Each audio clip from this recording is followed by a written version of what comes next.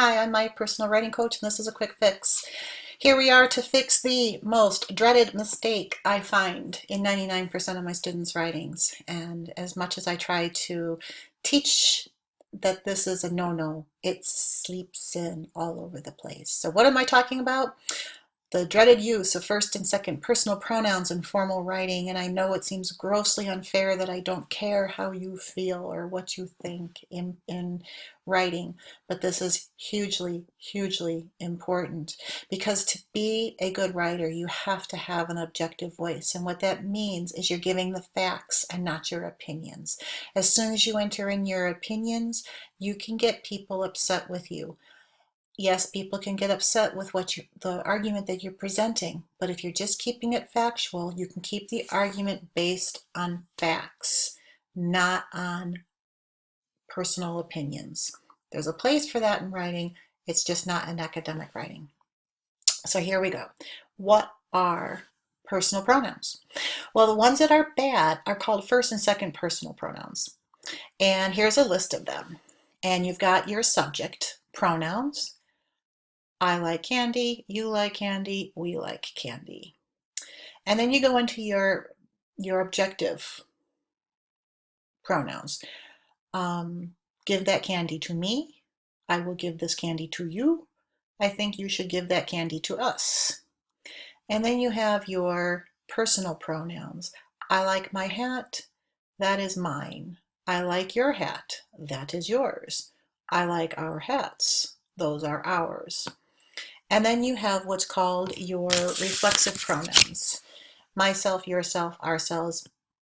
Let's just say avoid reflexive pronouns as much as possible. So this is the list of bad pronouns. Write them down, paste them to your desk, glue them to your forehead, banish them from the world as far as I'm concerned when it comes to academic writing. The good pronouns, also keep a list of these handy, because sometimes kids have a hard time distinguishing which ones are good and which ones are bad. The personal pronouns are bad. Let's go back to the personal pronouns. These are bad because you are included in the group. I am happy. You are happy. If I'm saying you, I'm implying that I am talking to you specifically. We, I am part of the group. And in all of these derivatives of those words, it implies that I've been invited into your life. The third person personal pronouns imply that I don't necessarily have to be there.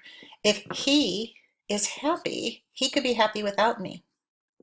I have no idea. It doesn't matter. She, it, they. Again, here's your list of subjects, your object pronouns, your possessive pronouns, and again, your reflexive pronouns.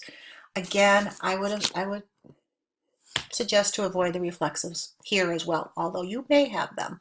It's just, it gets a little tricky with the writing techniques.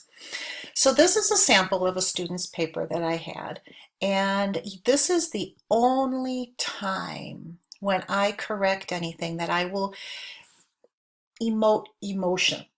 And it is with the, excuse me, yikes. And it is capital, I don't have a capital letter there, but it is a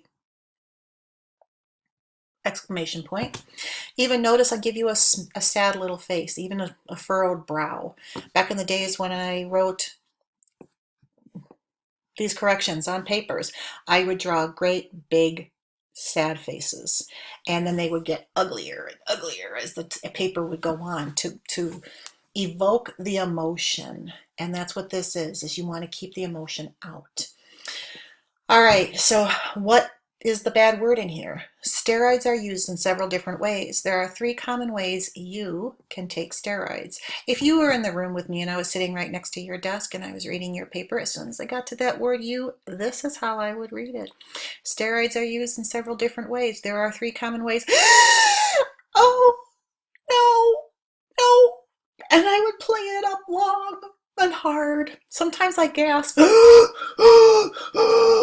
And then the students would look at me like, what's going on, Mrs. Preston?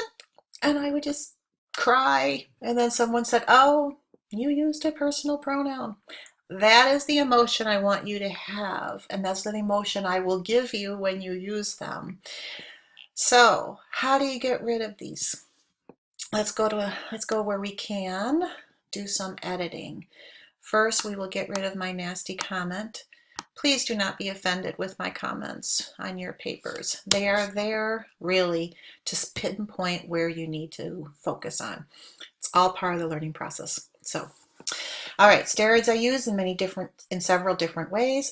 There are three common, there are three common application methods, which include creams, oral, and intramuscular injections. Now, it's not always so easy to get rid of the U. It's going to take practice. That is what I'm here for. That is what your coach is there for. If you are having trouble changing those sentences, contact us. Let us know. We will walk you through it. We will train you. We will teach you. We will sit side by side with you. Where do these mistakes usually happen? Sometimes in the beginning, it'll be all over the place. In the end, when you're learning how to weed these out of your vocabulary, they often creep in with the conclusion. And in the conclusion is where you start giving your personal wrap up and you start thinking, what did I learn in this paper? What did I want you to get? And you stop keeping that objective voice and you start talking to me, the reader, as if you're in the room with me. And it's very common error. It just needs to stop. So good luck. Don't give up. I know this is a hard one. If any of the rules are difficult, this is one that's going to be hard because who do you like better in the world than you? And you have to stay out of your papers. So best of luck to you. If you need any help, contact me at mypersonalwritingcoach.com. We are here to help you succeed. Don't forget that. Have a great day.